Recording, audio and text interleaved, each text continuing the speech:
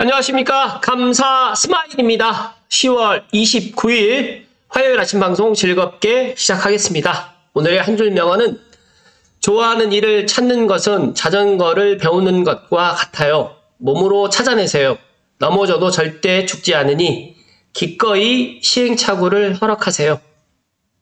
이다지. 감사 스마일도 정말 시행착오를 많이 겪는 것 같습니다. 감스님들도 좋아하는 일을 갖다가 찾을 때는 자전거를 배우는 것 같이 몸으로 찾아내시기를 응원합니다.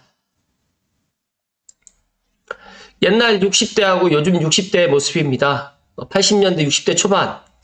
지금 60대는 이제 할아버지가 아니잖아요. 감사스마일도 문득 그런 생각을 해봅니다. 정말 이 정년의 연장이라든지 아니면 이 노인의 기준이 분명히 달라져야 되지 않나 그런 생각을 갖고 있고요. 나이가 그러니까 요즘에 정말 나이를 가늠할 수가 없는데 감사스마일도 더 젊고 더 즐겁고 더 미소를 많이 지으면서 행복하게 생활하도록 더 노력하겠습니다. 감스님들만이라도 항상 웃고 즐겁게 오늘 하루도 보내실 것을 이야기 드립니다. 쉬는 날인데 어디 안 가시나요? 쉬는 날에 집에 안 있으면 집값이 아깝잖아요. 이렇게 어떤 분이 이렇게 짤을 만들어 주셨는데 제가 지난 일요일에 정말 가만히 하루 종일 정말 바깥에 안 나가고 하루 종일 집에만 있었거든요. 가만히 생각을 해보니까 한 달 동안 계속 뭐 일이 있어가지고 일요일마다 집에 없었더라고요.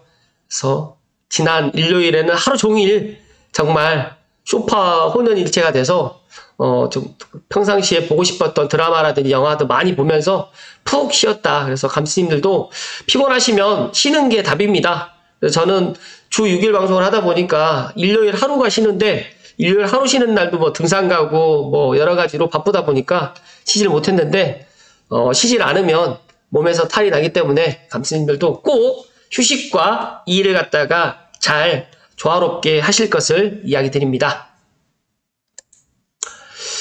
많은 분들이 이제 고향 창릉 A4블럭하고 S5블럭, S6블럭을 기다리시는 감스님들 많이 계시는데, 정말 창릉 지금 천마을 착공이 저는 11월이나 12월 정도에 올 하반기 할 줄 알았는데 아직까지 지금 이야기가 없다 보니까, 혹시라도 또 기다리시는 분들 다시 한번 말씀드리면, 공급 시행이 내년 1월이에요. 그러니까 1월 달에 지금 이제 공급을 갖다가 할 예정입니다. 쉽게 말해가지고 본청약을 할 예정인데, A4블럭은 신혼희망타운 603세대, 공공분양은 759세대, 그 다음에 S6블럭은 430세대 지금 공급을 할 계획이다 보니까 여기 맞춰가지고 내가 본청약을 또 기다리신 분들이라든지 사전청약 입주 예약자분들께서는 조금만 더 기다리시라는 말씀을 콕 하고 이야기 드립니다. 그리고 제가 계속해서 이야기 드리지만 A4하고 S5, S6 창릉 천마을 본청약은 꼭 하시라는 말씀 다시 한번 거듭 강조해서 이야기 드립니다. 일단 더 구체적인 소식이 나오면 바로 이야기 드릴 수 있도록 하겠습니다. 오늘 제가 본론에 이제 한국경제 이송열 기자님의 기사로 이제 이야기를 드릴 건데, 제가 그 전에 지난주 10월 21일 지난주 월요일에 25년 부동산 키워드 풍선효과 관련해가지고 정말 엄청난 인사이트, 윤재 팀장님의 그런 인사이트를 제가 짤막하게 이야기 드렸어요. 그리고 여러 가지로 이제 별내선 GTX-A 교통효과라든지 또 파주 남양주의 구리 아파트 거래량이 늘었던 이유. 근데 실제적으로 지금 파주하고 남양주 구리 아파트가 거래량이 정말 많이 증가하고 있고, 특히 남양주 다산의 지금지구, 그리고 이제 별내역 주변, 그 다음에 다산역 주변에 걸어서 다닐 수 있는 아파트를 지금 매수하는 분들이 꽤 많습니다. 그래서 관련해가지고 지금 4분기에 지금 이렇게 거래량도 부족하고 또 대출도 안 나오는 이런 시기에 조금 힘든 여러 가지 그런 상황이 있을 수 있겠지만, 감스님들만이라도 지금 의사결정 하셔야 된다는 말씀도 드리고 싶어가지고 25년 부동산 키워드 풍선효과 꼭 한번 보실 것을 이야기 드리면서 본론으로 들어가겠습니다. 일단 정의수 하나금융연구소 소장님의 인터뷰인데요. 먼저 결론을 먼저 드리면 서울 핵심지 집값이 더 오릅니다. 그리고 내년 집값 핵심 변수가 금리 하락과 공급 부족이다. 이거는 제가 작년에도 이런 이야기를 드렸거든요. 그런데 이제 올해 이런 이야기가 더 많은 사람들이 이야기를 하고 있고요. 여기에 추가적으로 금리 하락과 공급 부족, 여기에서 추가적으로 한 가지만 더 이야기 드리면 신축 아파트 분양가 인상입니다. 그러다 보니까 금리 하락과 공급 부족이 맞물려 있는데, 그렇다고 하면 아파트를 새롭게 많이 지으면 되지 않느냐라고 하는데 그렇게 쉽게 지을 수가 없다라는 이야기를 좀 드리면서, 그래서 앞서서 제가 이야기 드렸던 윤지혜 팀장님의 이 대출 규제로 해가지고 거래량이 지금 감소되어 있는데 풍선 효과가 25년에 일어납니다. 근데 이 풍선 효과가 이제 뭐 서울 중심 지역에서 외곽 지역과, 그리고 분명히 서울 중심 지역이 이제 만약에 더 가격이 상승한다라고 하면 조정 지역으로 묶일 거예요. 그리고 2026년에 공급 절벽이 일어나기 때문에 정말 내년 하반기부터는 부동산 가격, 특히 서울의 주요 핵심 지역의 아파트 가격은 정말 많이 올라갈 것이라는 말씀 드리면서, 양극화가 계속해서 지속이 될 거고요. 수도권의 똘똘한 한 채를 더 많은 사람들이 주목할 것이다. 그래서 지금의 지방에 계시는 분들이라든지 외국에 거주하시는 한국인들, 또 외국인들조차도 지금 또 로제 아파트 때문에 아파트의 그런 인기는 윤수일의 아파트의 노래와 지금 브루노와 로제 아파트의 같은 아파트라는 노래이긴 하지만 완전 분위기는 너무너무 다르고, 그때 당시에 윤수일 씨가 불렀던 노래도, 아파트라는 노래도 센세이션 했지만 정말 로제와 브루노가 같이 불렀던 아파트라는 노래는 정말 제가 생각했을 때 서울 수도권의 아파트 가격을 더 높게 해줄 수 있는 그런 충분한 요인이 되지 않을까, 저는 그런 또 생각을 갖습니다. 그래서 관련해가지고 내년에 분명히 서울과 수도권 집값이 지금보다 더 많이 오를 것이라 보기 때문에 감스님들만이라도 꼭 의사결정을 좀 빨리 가져가시란 말씀 먼저 결론으로 드리고 살펴드리겠습니다. 일단은 한경닷컴의 인터뷰에서 기준금리가 하락 추세에 돌아섰고 공급 부족 영향이 본격화하고 있다, 이렇게 전망을 했고요. 내년 부동산 시장에 영향을 줄 핵심 변수 가운데 하나로 금리를 짚었는데, 지금 기준금리가 3.25인데 아직까지 대출금리, 실질금리가 내려가지는 않았어요. 그런데 이게 이제 또 11월 달에도, 다음 달에도 지금 금리를 조금 내릴 거라는 그런 또 전망이 있고요. 2026년도까지 최대 125bp를 갖다가 내릴 가능성이 상당히 높습니다. 그래서 지금 3.25이면 예를 들어서 2%대 후반까지 금리가 하락할 수 있을 것이다. 물론 기준금리가 제로에 가까워지진 않겠지만 현재보다는 레벨을 낮추면서 부동산 시장의 유동성을 공급할 것이라고 지금 예상을 했고요. 그렇기 때문에 지금부터 내 집 마련을 갖다 관심을 가져야 되고, 늦어도 내년 하반기 전에는 꼭 내 집 마련을 하실 것을 감사 스마일이 강조해서 이야기 드립니다. 그러니까 이런 영향으로 이제 가격 상승폭은 크지 않을 수 있겠지만 내년 하반기로 갈수록 매수세가 강해지게 될 것이다라고 좀 덧붙였습니다. 그리고 또 부족한 공급 역시 집값을 밀어 올리는 요인으로 작용할 것이라는 설명인데요. 착공 물량도 줄어들고 있는 상황에 공사비 부담이 커지고 있고, 공사 기간도 길어지는 상황이 맞물리면서 준공 물량이 더 줄어들 가능성이 커지고 있는 상황입니다. 지금 실제 건설 현장에 보게 되면 준공 일정을 맞추는 현장보다 준공 일정이 다 딜레이되는 현장이 꽤 많습니다. 준공 일정이 맞추는 현장이 오히려 이상할 정도로 여러 가지 공사비 이슈라든지 공사 기간이 또 길어지는 바람에 피치 못한 이런 상황이 또 펼쳐지고 있습니다. 그렇기 때문에 감스님들만이라도 실수요자라든지 투자자들은 지금이 오히려 기회가 될 수 있다. 그래서 아무도 관심 받지 않은 지금 4, 4분기 11월, 12월, 내년 1월까지는 대출을 많이 지금 못 받기 때문에 오히려 급한 매도인분들은 조금 물건을 갖다가 조금 싸게 내놓을 거고요. 아니 내가 좀 여유가 있는 또 대출 여력이 되시는 분들은 오히려 지금이 또 기회가 될 수 있다는 말씀을 조심스럽게 이야기 드립니다. 장기적인 관점에서 봤을 때 공급이 많이 늘어나지 않기 때문에 난관이 많고요. 또 정부에서도 88 대책을 갖다가 통해서 공급 확대 대책을 내놓았지만 이거는 높은 공사비라든지 지방 수요 위축, 그다음에 주택 사업성 저하 등으로 인해 가지고 인허가 상태에서 착공으로 지금 전환하는 물량이 확실하게 지금 줄어들고 있고, 많은 전문가분들, 제가 윤재 팀장님이 이 이야기를 작년에도 이야기를 했었고 올 초에도 이야기를 했었는데 많은 사람들이 귀를 기울이지 않더라고요. 근데 저는 그 사실을 인지하고 제가 올 초부터 그런 이야기를 많이 강조해서 이야기 드렸습니다. 그래서 오히려 이게 지금 8월이 지나서 9월이 지나서 대출 때문에 지금 못 하시는 분들은 오히려 이제 좀 관망하고 기다리는데 기다리지 말라는 거죠. 왜냐하면 내년에는 대출이 나올 가능성이 높고 그다음 기준금리가 인하될 가능성이 높기 때문에 오히려 결정이라든지 행동을 지금 해야 된다는 말씀을 감사 스마일 소신껏 이야기 드리고, 시장을 붕괴시킬 시스템 리스크가 되진 않겠지만 지금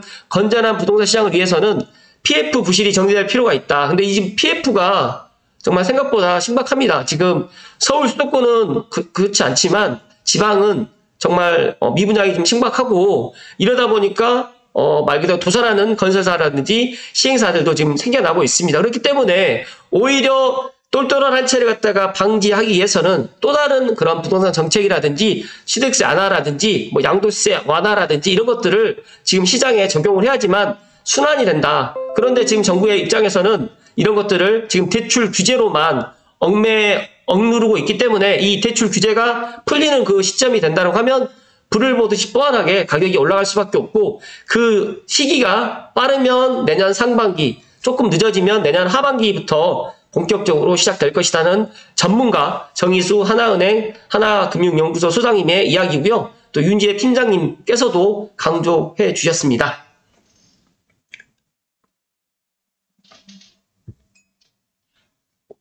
내년 부동산 시장은 올해와 마찬가지로 양극화가 진행될 것이라 전망하고 있고요. 수도권과 지방 모두 매수 심리가 회복되고는 있지만 가격 상승 기대감이 높은 수도권에서 매수 심리가 더욱 개선되는 상황이기 때문에 수도권에서만 공급 부족이 우려가 되고, 또 외진 매수세를 더 증가할 것이고요. 또 일부 주요 단지의 신고가 경신 등이 매수 심리 확대를 자극할 것이라고 지금 내다봤습니다. 그래서 감사 스마일이 오히려 서울로 들어가지 못하시는 분들은 서울과 맞붙어 있는 지역, 남양주라든지 의정부라든지 고양시라든지 김포시라든지 부천시라든지 뭐 하남시라든지 광명시라든지 성남시라든지 이런 것들을 갖다가 지금 보실 것을 저는 이야기 드리고요.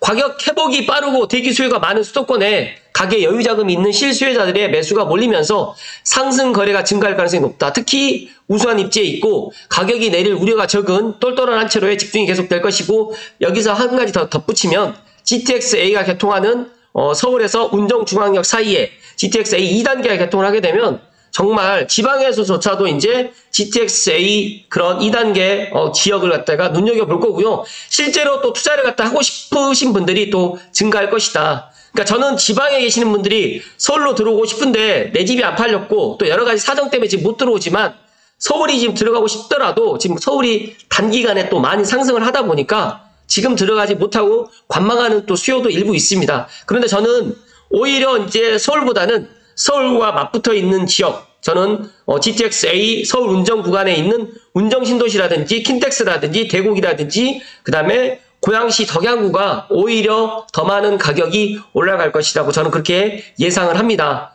물론 제 예상이 틀릴 수 있겠지만 지금 가격이 슬금슬금 올라가고 있다가 이게 어느 순간에 이제 제가 보니까 11월 6일 날 GTX-A 영업 시운전을 갖다 할 계획입니다.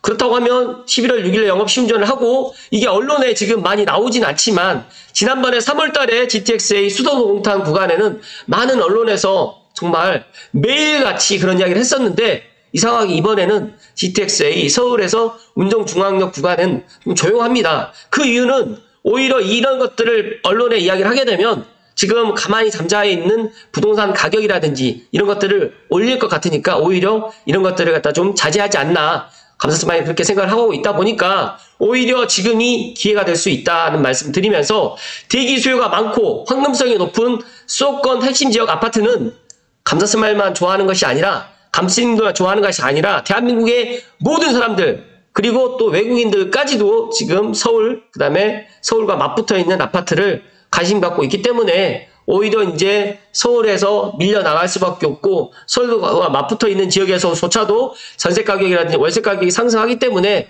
밀려날 수밖에 없다. 그래서 저는 제발 내가 내 집 마련을 갖다가 해야 된다라는 이야기를 제가 5년 전부터 이야기를 했지만, 물론 와닿진 않을 수도 있어요. 그런데 중요한 팩트 하나는 내 집 마련을 늦게 하면 늦게 할수록 더 비싼 비용과 그 다음에 기회비용을 다 날리는 것이다. 그래서 오히려 정말 남들 관심 갖지 않을 이런 시기에 조금 허리띠를 졸라맨다라는 마음으로 대출을 갖다가 가능한 금액에서 꼭 내 집 마련을 서두르실 것을 이야기 드립니다.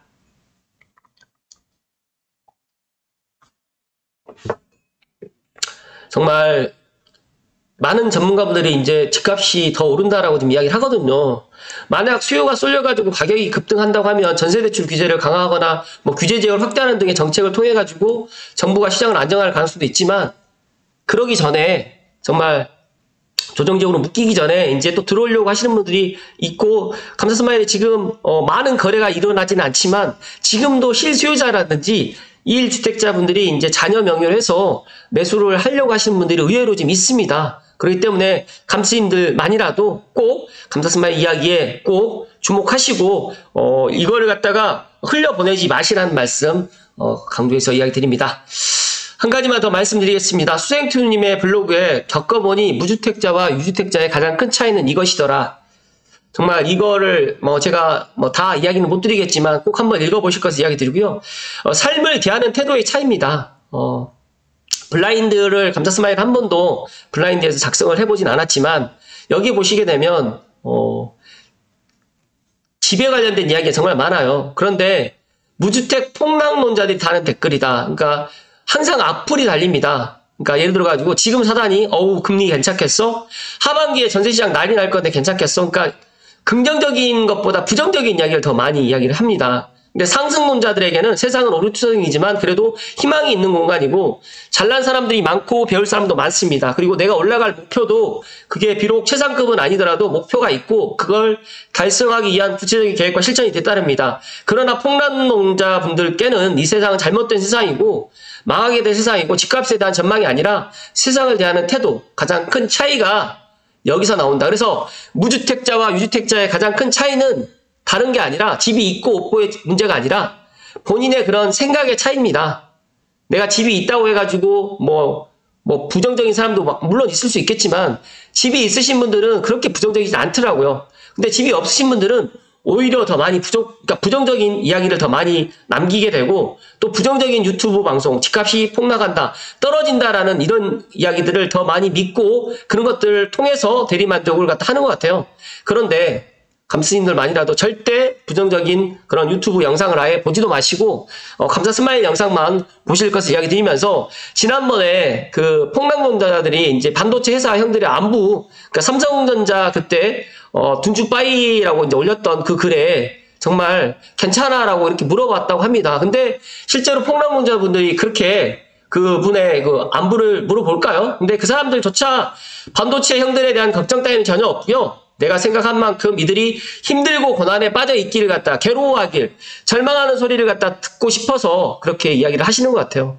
그러니까 오히려 긍정적인 이야기를 갖다가 남기지 않는 분들이, 부정적인 이야기를 남기는 분들이 오히려 남 잘 되는 거 잘 못 견뎌하고 또 시기 질투하고 하게 되고 칭찬하는데 더 인색하다는 말씀을 감사스마일 조심스럽게 이야기 드립니다.